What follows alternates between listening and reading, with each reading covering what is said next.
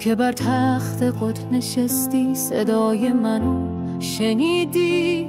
من همون دختریم که تو خیابون با موهای باز دویدی. تو گفتی زن نصف مرده، تو بستی درها رو، ولی من یه درختم زنده هم با ریشه توی خاک بوم. اسم من آینده است، نه گناه نه ترس، با صدای من میلرزه هر دیوار درس.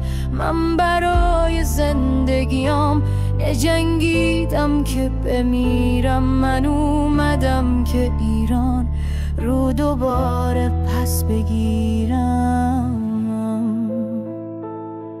من دیدم دوستامو بردن با گیس بریده بینام، دیدم اشکای مادرمو پشت میله پشت اعدام.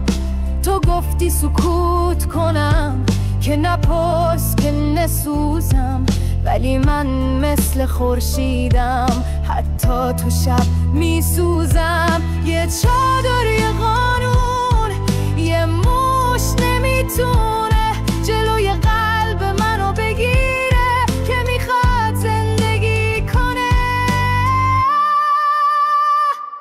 اسم من آینده است، نه گناه نه ترس، با صدای من میلرزه هر دیوار درس.